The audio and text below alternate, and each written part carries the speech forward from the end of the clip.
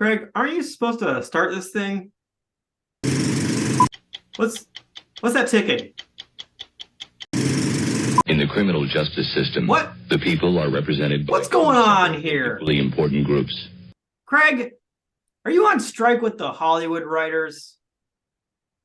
And where we go.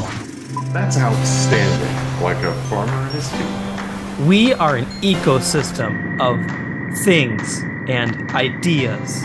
I could think up some more big words like portmanteau and soliloquy. My middle name is Innovation, and my other middle name is Paradigm Shift. Carry on, James. Carry on. We're gonna serve up some juicy stories like a hot plate of pancakes. All right. It's time for another edition of the Channel Futures podcast, Coffee with Craig and James. I am the editorial director of Channel Futures, Craig Galbraith. Joining me, as always, our senior news editor, Mr. Anderson. Mr. James Anderson. James, how are you? Craig, I'm doing well. Got a lot to be thankful for. I'm coming off a bout with COVID last week that took me out of operations. So I'm back up and running. And that at the end of a cold where you actually you don't have a sore throat anymore, you don't have chills anymore, and you feel maybe a little bit snuffy, but you feel very centered. It's that good part at the end of a cold. Did you say stuffy or snuffy? Because if you said snuffy, it made me think of Mr. Snuffleupagus from Sesame Street. I did Remember say snuffy. Big Bird. Snuffy! Yeah, and I don't know if I meant to say that. I don't know if I meant to say that. It's leftover brain fog. In all seriousness, we're glad you're okay. I think it was Wednesday of last week. You were suffering a little bit. You got on our Wednesday edit call, and I think there was some concern that either you'd been hit by a truck or that maybe you were in some serious trouble over there. But you're such a trooper. You got on video anyway. Well, I like seeing you all. Your smiling faces are like a medicine to my soul. So, I mean, that's a factor. And honestly, Wednesday was rough. But I never had trouble breathing. Just chills and feeling weak. And then from the rest of the time, the only thing I felt came from the Paxlovid medicine that I took on Wednesday, which was basically there was a chemical experiment going on in the back of my throat that caused everything in my mouth to taste like IPA that had been left in a burning hot car for the last week and sprinkled with melted copper and vomit. It was interesting. Oh. Interesting taste. Oh yeah, that's not good. I know, and I can't speak from experience because while I still contend I've probably had COVID at some point and just not had symptoms, because I tend to think everybody's probably had it. I know a lot of people have had that issue with the taste. I don't know if it's exactly the same as what you had. A lot of people kind of lose their taste for a while, but you were dealing with something there. Just glad you're doing okay, buddy. Thanks, man. Yeah, y'all are really good to me. Give me ample time to rest. So feeling good to go. Trying to make it up to you all. So you were still plugging away, especially once you got to Friday. I was in that brain fog. I sent Edward I sent Edward on a merry goose chase hunt. I gave him the wrong time for a meeting. And I was trying to coordinate, but I appreciate that. I don't even know if that was you. I think it could have been me. I don't know at this point, but he survived. Whether the brand survived, so all is good. All is good. And how are you? I'm doing well. Sort of the other thing that has happened since we last did a podcast was that I hit a bit of a milestone. A birthday. I think you're aware of. Yeah, it was a big one. I finally got to 30. I'm only a couple of years ahead of you now. I love it. I love it, man. 30 is the new 20. So you're No, gonna enjoy it. it was 30 plus 20, I'm afraid, my friend. But I'm feeling good. 50, the 50 is going to wear well on me, I believe. I mean, I've been shaving my head for years, so I've already got that taken care of, right? So Oh yeah. we got a 50 plus is going to be an exciting decade for me. That's what I got going. Yeah, you're gonna crush it, Craig. I mean, I only knew you in your 40s, and you killed it in your 40s. You kidding me? Like, so I expect 50 to be, as we would say in the channel, just like building on building on a foundation of success Yeah. and continuing to drive rapid growth. My ecosystem and my mind share are going to flourish over the Oh, next 10 years. double-digit exponential mind share growth, mind share growth.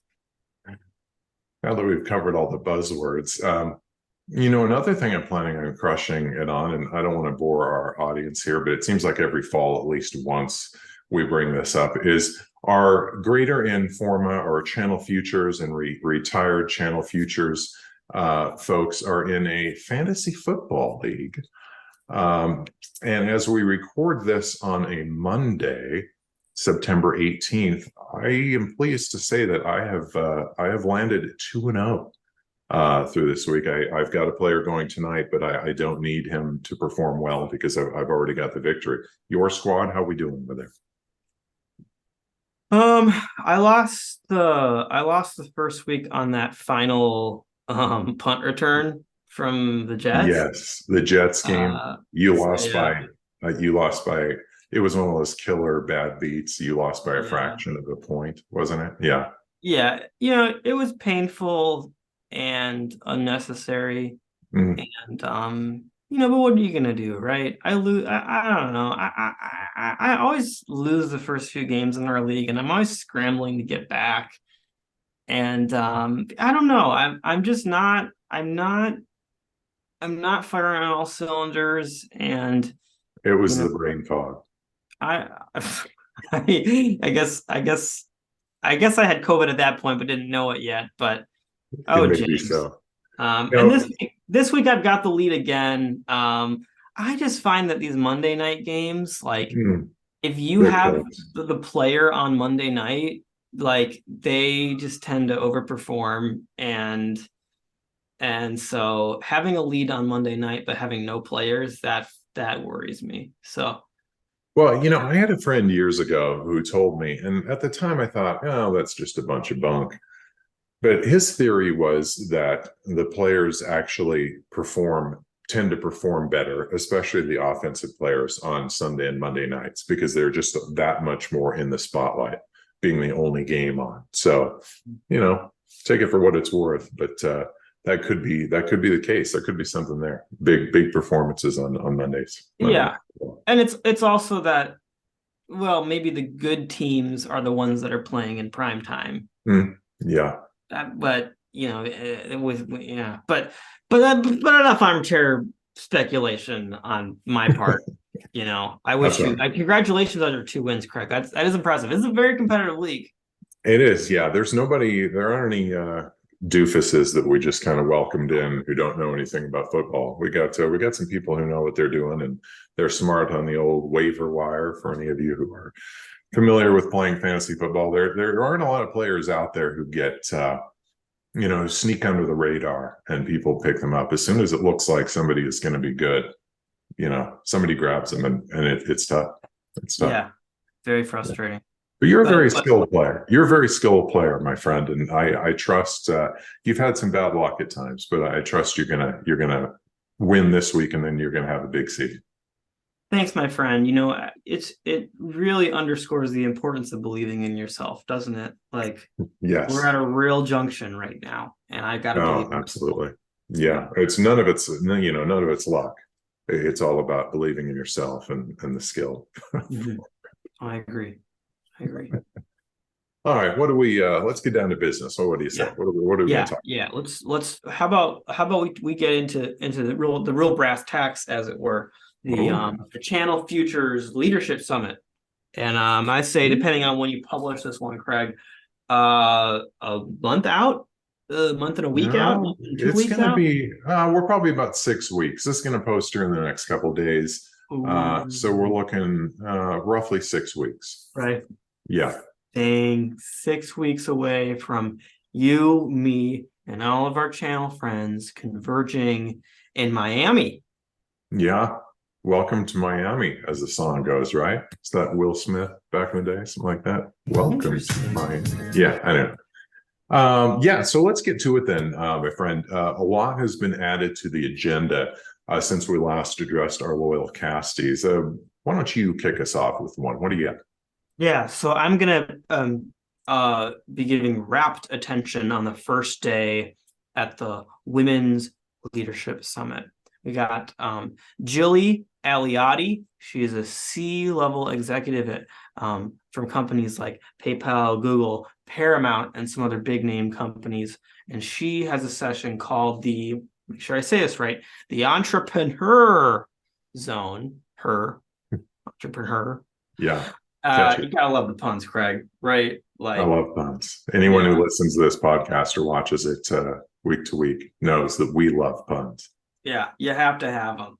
So she is a rock star. She's going to share some of the lessons that she's learned navigating the shark infested, or rather male dominated, to sort of complete that metaphor, waters of corporate America, and no doubt some stories for sure to share. Yeah, male infested waters, male infested podcasts. That's what we're looking at here. But fortunately, later on in the podcast, we're going to be inviting some ladies in. So we'll balance things out a little bit. Sound good? Yeah, sounds good. I'm trying to think of like a pun for like a mailbox, like a male infested box. Like when I came home from travel recently, like I had a male infested box. Never mind. That mailbox can get full when you've been gone. Yeah, but there wasn't any water in it, so never mind. Disregard me. All right. He's still recovering, folks.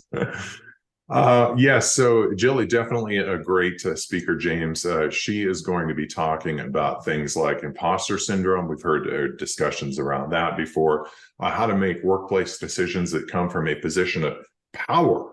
And in a very audience-friendly presentation, she's going to offer up her 10 steps to grow in your career. Obviously something just about anybody could take advantage of, right? Yeah, I am no woman, Craig, but I plan to be there. I plan to try to learn from that, as well as just kind of viewing that from her, trying to get a better sense of what some of my female colleagues may be experiencing. And and that is a question we maybe get from men. Is like, is this for us as well? And it's we definitely want you there too. 100%. Yeah. So what you got, Craig? Yeah, you're going to be definitely jumping into the entrepreneur zone. I love that. Okay, so I'm going to dig kind of deep into the agenda, James, and pull in a conference session around market development funds. This is always a compelling topic. You've written about it quite a bit. We've got a panel led by our own Debbie Kane, who we had on the podcast a few weeks ago, James. You might remember if your brain fog didn't set in too much. Yeah, there you go. Okay. And we have a great group of partners also who are going to talk about the challenges that partners face when trying to plan and use these funds. They're out there. We've been talking about it for years, but not always taking advantage of it. But you got to go get them. And this panel is going to help you do just that. How about another one from you, James? Yeah, well, I think that's a fun one. I'm glad we got a panel on MDF. And if I have time, I'm going to sit on that one, or at least ask about it. I think that's going to be great. One that I'm at least I'm a track chair for. I'm kind of a little bit moderating is the Technology Advisor 101 peer group. So in the spring, this spring we did a awards reception for the Technology Advisor 101, and we're about to launch that award again. But that's sort of the brand kind of overseeing this other peer group that we're doing in fall, which is really meant to be a meeting of the minds. We're going to have two TAs, Eric Ludwig, Darcy Nealon, two good friends of mine, two great leaders in the industry who are going to kind of help moderate a discussion, very open discussion on sharing best practices from other agent leaders, and everyone kind of sitting together and saying, hey, here's what I'm seeing. What are you seeing? And I'm looking forward to that very much. What about you, Craig? Well, I was going to say that's fantastic, right? We've done this a couple times with security. We've done a security peer group and brought some of those folks back and had just a real open discussion. So great to be able to see that you are doing that with some of your tech advisor homies, if you will. So otherwise for me, super psyched to have our channel influencer of the year, Fred Vicola from Kaseya, on stage. You know, we had an opportunity to get our other influencer of the year, Craig Patterson of Ariaka, on stage at CP Expo back in Las Vegas this past spring. Our own Bob DiMarzo, our esteemed leader, our content director, our boss, is going to sit down with him. He loves it when I say boss, kind of like when you call me your boss. Anyway, Bob and Fred are going to sit down for a one-on-one discussion on Wednesday, November 1st. Get to go inside Fred's brain just a little bit, you know, talk about one of the biggest stories in the channel in 2022, probably was the biggest channel, that being the biggest story, that being Kaseya's acquisition of Datto. Fred's a real outspoken dude who's going to participate in what we expect to be a pretty engaging discussion, James. Some great advice as well, for IT service providers in this convo. And honestly, the question I'm submitting to Bobby is, hey, Fred, have you and John Hamm ever been in the same room together? And if not, I think he's John Hamm. I think Fred is John That's Hamm. very interesting. Now, if he is, I wouldn't mind hearing a few stories from Hollywood. I mean, the Kaseya Datto stuff's great, but you know, throw in some Hollywood stories. I'd like that. Yeah, right. I just think he looks like John Hamm. Been saying that for years, and I don't feel like people are really listening to me, but they'll believe me. Certainly not, because I don't remember you saying that before. And who would you have told if I hadn't heard it before? It's a very niche thing to tell people. So I don't know. Yeah. Well, it's got to come up. It's got to come up at the right time. You know, otherwise you embarrass yourself. But you can say it on a public podcast, no problem. Yeah, you got to expand your reach to different conspiracy theorists, and hopefully they'll come to me. All over the internet, in the nooks and crannies. All right, other stuff, James, just wanted to bring up. We got the Converge meetup again. That's going to happen on the very first night when people are coming into town. I believe that's October 30th. In fact, you and I are going to be there on the 29th because we got a long flight out there to Miami, so we'll be there a day early. And then, of course, the Miami Vice themed party is on Halloween night. Must be. Yeah, I think it is. Pretty sure about that. That's sort of the opening party. That could be a little crazy. I don't know. I'm a huge fan of Halloween, so it concerns me a little bit that people are going to be like all decked out in crazy costumes. Yeah, and will people separate the word Vice from Miami? You know, like is it a Miami Vice party or is it a Vice party? So, and are people going to dress up as their favorite vice presidents? Maybe there'll probably be a lot of vice presidents there because in the channel being a vice president is actually very important. So they basically just have to wear the guys have to wear a sport coat and the women dresses or something like that, and they look like vice president. Is that what you're saying? Right. That's what I'm thinking. No, I think we're going to see if anybody's got like a white jacket. You know, Miami Vice was kind of before your time, but if anybody, I'm sure you're familiar with some of the attire. But I bet we're going to see a few like white white sport jackets if people have them, or maybe they'll go out and rent them. I don't know. But like I said in a previous podcast, please no clowns. I can't. Yeah, that's a little much. None of that. All right, James, let's go ahead and talk about the guests that we have coming up here in the podcast. I'd love for you to sort of intro this, especially since I was doing something. I don't know what I was doing when you did this interview, and you got really like millennial-ish, right? You guys were both on your phones, I believe, for this one. So this is going to be interesting to see how this turns out. However, it is a great interview, and I'd love for you to set that up because I, again, was off doing something, whatever. Yeah, Craig, I would say there is a high level of chaotic energy to this particular podcast. I don't think I've ever done my interviews on a phone. I think it was mutual. Like my computer decided to die in terms of its stereo at that moment, and they were actually in the same room doing the interview. So I've also wait, they were, so I didn't know that they were in the same room as you. They were in the same room on the same phone, and so it's a pretty funny interview because this is a mother and daughter pair who like when you are in the same room, like the banter level kind of increases versus if you're in two separate like Zoom cells. So it's pretty funny. Kind of goes all over the place, but I really enjoy it. Zina was one of the first agent technology advisor leaders that I ever met and interviewed.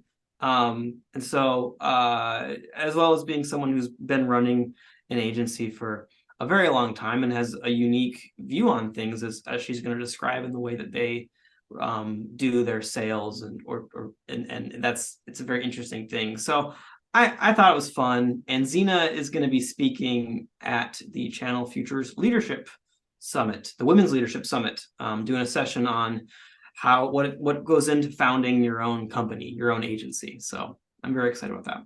Indeed, another session that is great for just about anybody to attend as well, even though it's part of the Women's Leadership Summit. All right, good stuff. You set that up well. You ready to roll tape? We're going to do this again. Roll tape. Let's do. Oh, can you do it for a phone?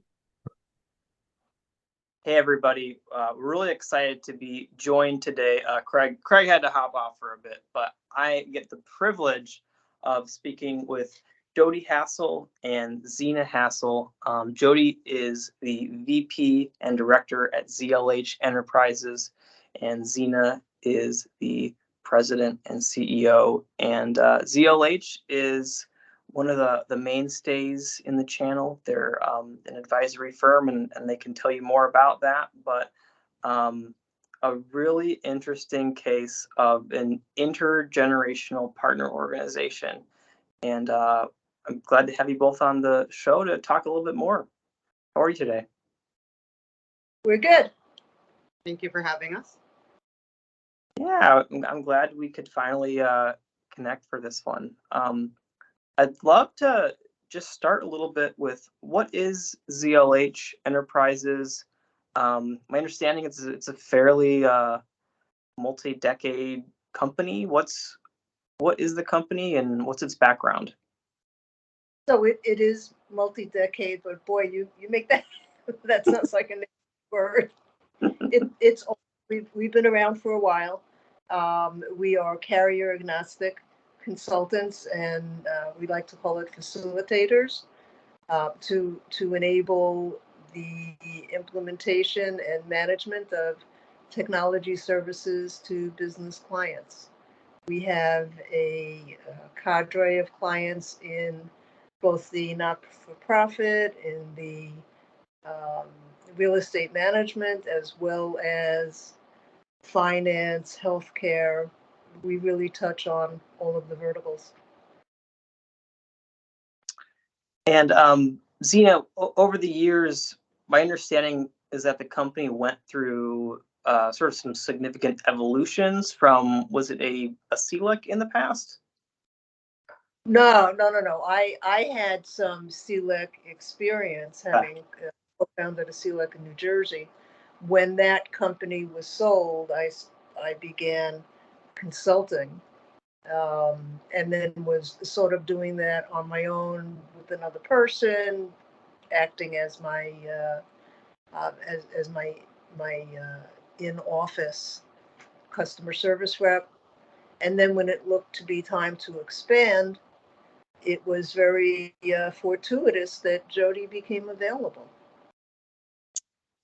Yeah. So, kind of around when did that expansion take place? And Jodi, what did that beginning role look like for you? And how did your place in the organization evolve? So I think it started how long ago? About 12 years ago. First time or the second time? Oh, yeah. So there were two times. The first time, not so good. The second time around is the one that we're actually discussing so here. That was about 12 years. I've been with the company now about 12 years. Do a little bit of everything. I do more of the customer care pricing work with a lot of our, whether it be sub agents or direct clients on the customer care side. Yeah. And not necessarily because I don't know how to do it, but the customers do like Jodi's approach, and because she comes out of the hospitality industry, perhaps. It's always service with a smile, and Mhm. how can we help?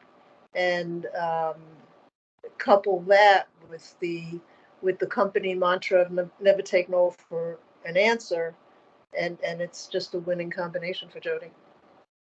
That is really interesting to hear the perspective of someone who's come out of that particular vertical versus I think a lot of advisors come out of the telecom vertical. And I would be curious a little bit to hear about Jodi, your perspective of how it is similar to working in an industry like hospitality. What are the demands of end customers and the needs that they have? I mean, the customer is always right, right? So whether it was in hospitality and, a guest staying in a hotel, or if it's a client here, you need to make them happy and figure out a way, if they want something, and even though you might think it's not feasible, you still need to figure out a way to make the product or the solution work. Same thing in hospitality. Something might not be available, but you have to juggle and make them happy as well. So definitely a curve going from the hospitality industry to technology. It definitely wasn't necessarily originally keen, so to speak, on learning learning the ins and the outs and all of the different nomenclatures and different technologies that there are, but that has certainly changed in the last 12 plus years. So. But one of the things that she did learn early on is not to assume that she knows less than the person on the other end of the phone, because in fact, depending on who you're speaking to, you may know just about as much as they do. And if you don't have the answer, it's okay to say, "Hey, I don't know, but I'll get back to you." Yeah, that's really good. I mean, candidly, I know that you know a lot more about it than I do, and I'm supposed to write about it. And there's uh, trying to get better myself at just being willing to say when I don't know what something is, but also like with a mix of confidence, I guess, being confidently open about being incorrect, I guess. Um, Right. And Jodi's not the first person that came to the company that did not have a telecom background, because that is what we did at the beginning. Didn't want anybody with the background in the industry because we didn't want any bad habits to break. that is really intriguing to me because I hear a lot of agencies are um, having a little bit of consternation about where they're going to find their talent because I think they historically were used to plucking away talent from the carriers. A lot of people would tell me about that. See Beyond was this great talent farm. And to hear you Right. say you're exclusively looking outside of telecom and maybe people that have worked on the channel side of carriers, that's really interesting to me. Where are some of the other places you're finding people? The other difference though, we're not. I assume that most other agencies are looking for sales people. We don't have any internal sales. All of our sales are done organically, from client referrals or sub agents. So everyone that we hire, it's all support staff. So whether it's customer care or people opening trouble tickets, security, more technical resources, but we don't actually have any. We have no sales reps. The only people that do the sales Or us. are yeah. And even our inside people, when you're speaking with your customers, you're finding out, well, they're opening up a new office or they're looking for additional products. And if they have happened to forget about us, we remind them that we're there. But yeah, no, the we don't like some of the job hopping that may be prevalent if you hire people from the industry. But if you're looking for talent, and if you know the skills that you're looking for, somebody can come in from another industry, and as long as they have the basic skills that you're looking for, you can teach them the product. The product is VoIP, the product is cabling, the product is internet. Um, I don't think that there's a person other than perhaps one of our pricing people who came in with any industry experience John. whatsoever. Well, but he does back end stuff, so Yeah. he's not customer. Yeah, he's not really customer facing. Yeah, one of our pricing specialists had worked for a carrier, but besides that, Yep, nobody had any industry background, and That's- we're good with. I mean, Lisa's been with you how long? 15 years? Yeah, so one of my inside people has been with me 15 years. My office manager's been with me. He's more of an operations manager. Not Office manager, actually, he's been with us 6 years. Our staff is as sticky as our customers. Let's put it that way. That's awesome. Um, And God knows, Jodi can put up with me for 12 years, and I can put up with her for 12. So anything's possible. Which is why I work from home. Fair enough. So Zina, you were kind enough to share some insights, a few stories from your time founding ZLH years ago in a recent article that we did, and I know you're going to be talking about that at one of our events. I would love to hear a little bit about that challenge of founding an organization like this. Um, what that is like to launch an agency. Well, way back in the day when I launched, it was very lonely. There was nobody to get any advice from, and it sort of metamorphosized into the agency that it is now, because it started out really as just consulting, maybe a little bit of bill auditing. Then people would ask, well, what should I do now? Then it went from one agency agreement, and well, if you can have one agency agreement, you can have two agency agreements. And then if you have multiple agency agreements, you really can be carrier agnostic. So that's how the whole notion of ZLH Enterprises really came to be. And it was slow, because when I started it, my kids were younger. They and I had the ability to work from home back in those days. Although I was sequestered in my basement, I used to have meetings at my kitchen table. And then when it came time to hire someone, that's when we branched out and got a brick and mortar office, and that gave us then the ability to expand when we needed to hire more people. That's really interesting, and it is so fun to talk to the OGs of the space and hear from them how different it was.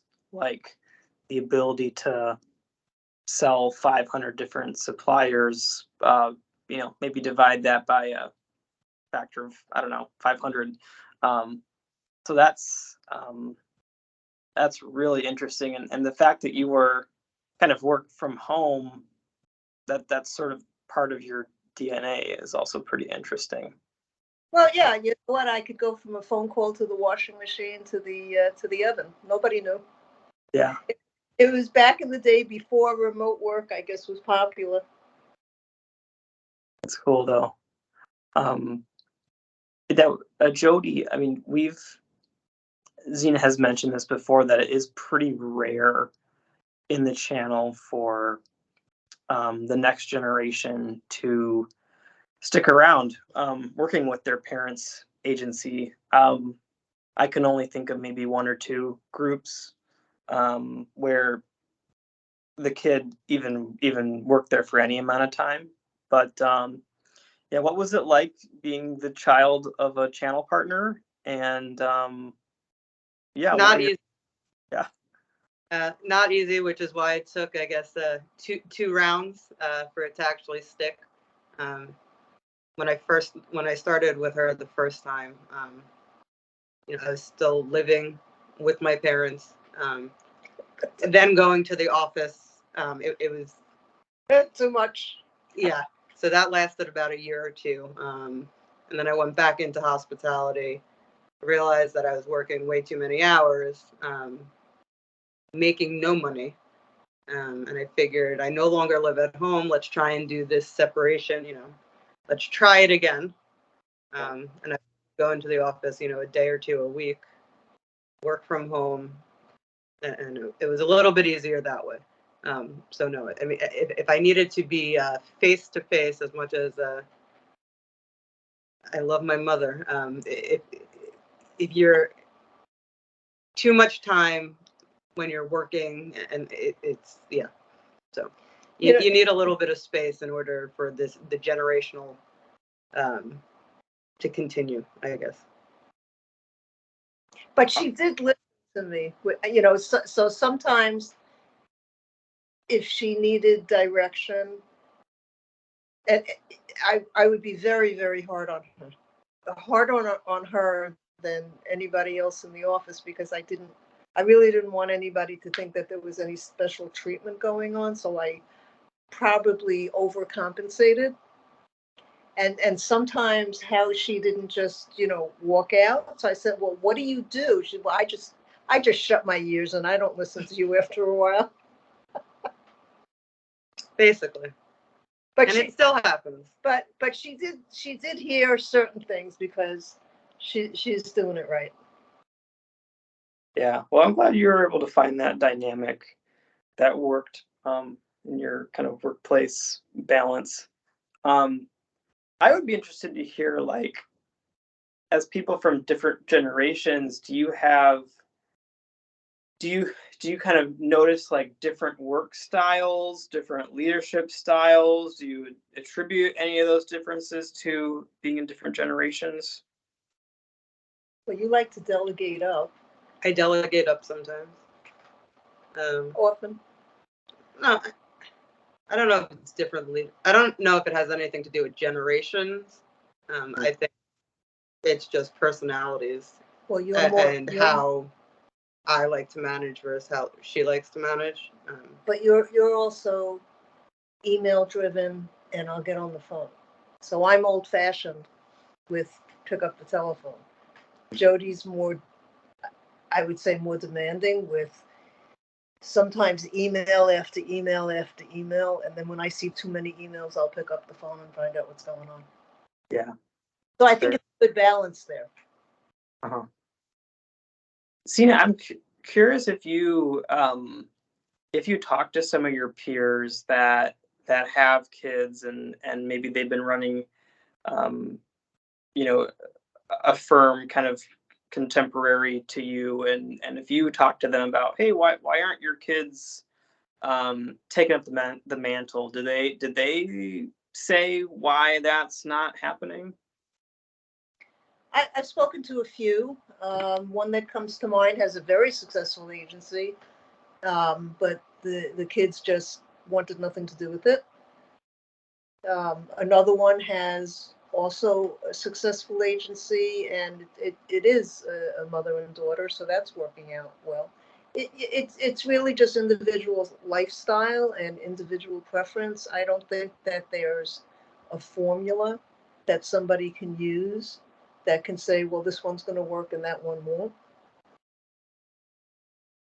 What I was just noticing is it just seemed like with um, kind of the outside investors entering the space and a lot of people being in the business for maybe 20 years and getting to this really successful point, I felt like there was this almost unplanned like generational crisis where people realized like, wait, what is my long-term future for this company? And maybe I thought my kids were gonna be running this, but maybe we didn't talk about that enough, and a lot of people are just not in the business anymore. And I guess how long have you known that this was sort of something that you would have hoped to keep kind of in the family? I think it's been at least 7 years. Mhm. When I knew that whatever Jodi was doing was going to stick, when she didn't turn me off as quickly as she used to, or would listen to a couple of things that I would say. She Yeah. actually what I used to call my exit strategy. Awesome. Not so easy for me to leave anymore. Yeah. I don't really have an option. That's what happens when you have ownership in a company. Nope, you can't leave. It makes it yeah, there's some changing. They call it what they the golden parachute. Yeah, yeah. Well, awesome. I'd love to get your thoughts a little bit on the sort of the state of the industry before we close. Anything you see out there that whether that's with vendors or TSDs or customers that you think is interesting or noteworthy from a ZLH perspective? I'm going to say my take on it is, and every TSD that works with us knows what's going to come out of my mouth. Whoever gets their commission structure right is going to be the winning team. And from a carrier perspective, I think that the carriers are almost doing, if you want to make the analogy, a skip generation. And I think they're coming down to the sub-agent level more so than the TSDs. And that may not be a popular thing to say, so I don't say it to offend anybody. It's just just something that I see. And from your perspective, when you price and market, what do you see? I think pricing down, a lot of the stuff is obviously very commoditized. You know, it's who's going to get the cheapest stuff. Everyone likes to say they're bigger, better, but underneath the hood, everything's kind of the same. And the clients, I think, are seeing that, and they don't always want to pay a premium for the same service. Logos aren't worth as much as they may have been worth years ago. Oh, okay. That was like 4 or 5 very good insights. Thank you. And I guess I know people talk about commoditization, but to hear you kind of sharing that sort of boots on the ground perspective is really helpful, Jodi. And I do feel like I guess that shift to looking at the sub agents has different forms for the vendors, but I definitely see a shift in the way market development funds are used, and I think a lot of it is just a larger interest in getting closer to the customer, the end customer, I guess is what the vendors would tell me. Rather than Gonna, yeah, and they're gonna get that and get closer to the customer by working with the actual agency facilitator, which would be companies like ours. terrific. Well, is there anything you'd like to say as parting words to the audience? Thank you very much for having us. We appreciate it. I think it's safe to say that we both enjoy what we do. And even though we get in each other's way, we still enjoy what we do. It seems like you two have fun, and it's such a fun dynamic when you get people that are in the same room, who are related to each other, and you can kind of imagine like a little bit like what a dinner table environment is like, and so I appreciate the glimpse and for all the many insights, and thank you so much for sharing your stories. You're welcome. And one parting thought is whoever has a meeting with us usually gets the Jodi and Zina show. For that. We'll bicker back and forth, but at the end of the day, it's all good. I love it. Well, Jodi and Zina, thank you so much, and it was really a pleasure. Thank you very Thank you. much.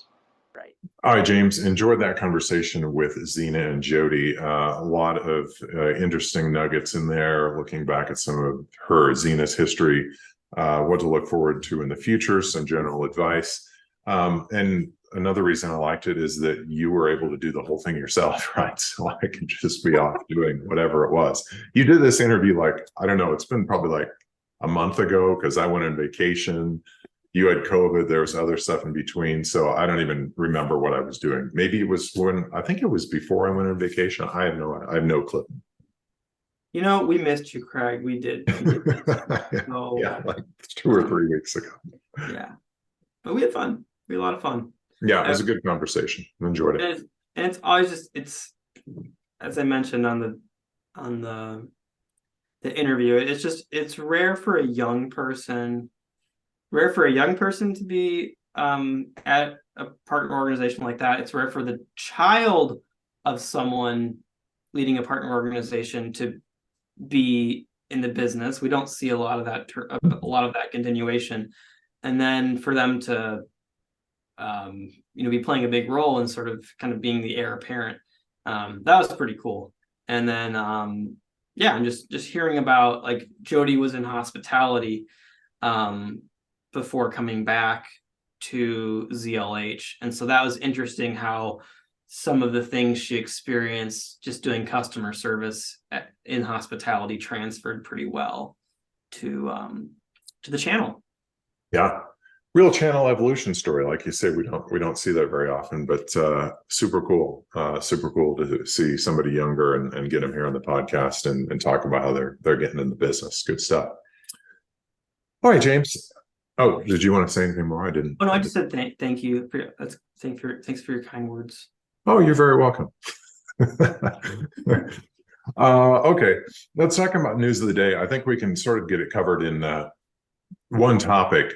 Just this morning, again, we're recording this on Monday, and hopefully you're seeing this podcast at least by Tuesday or Wednesday, so I'm not dawdling. But we learned about John Delosier, right? One of the biggest names in the channel, particularly on the traditional telecom and agent side of the channel.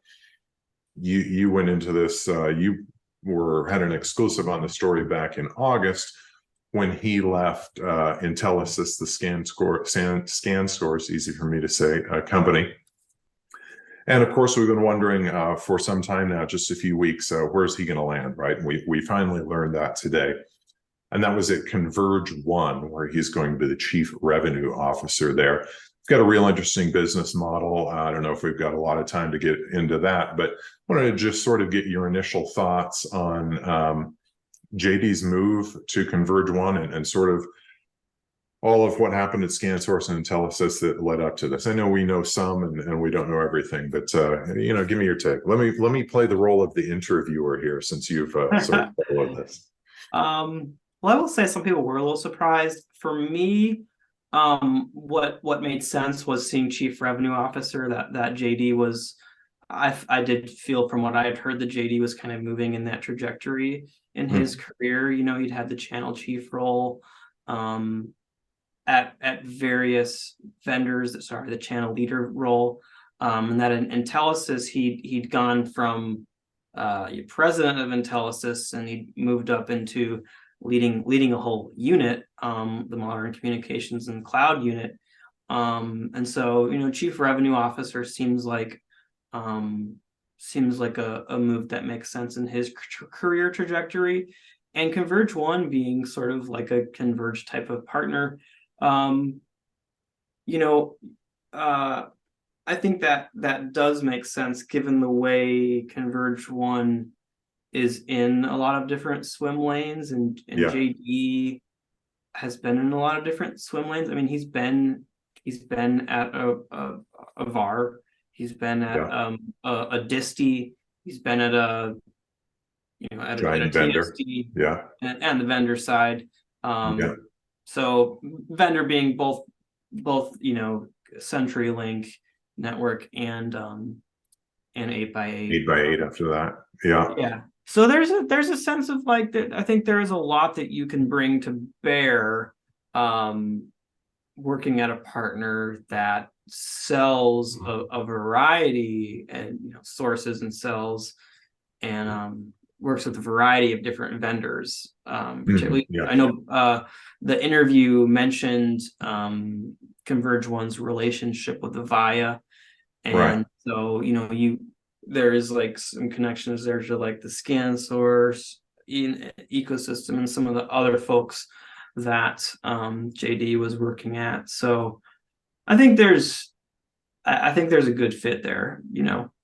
Yeah, I would tend to agree. The Q&A also talked about a real cloud push, right? I mean, that's essential in these days, but that seems to be another focus going forward. But like you said, they've got to play on both sides of technology. They've got a big traditional communications and collaboration play, as well as managed services, although they don't pretend to be a managed service provider. He was saying that they do have a big managed services play. So kind of exciting to see that happening. JD has been on this podcast. In fact, I believe he's a 3-timer.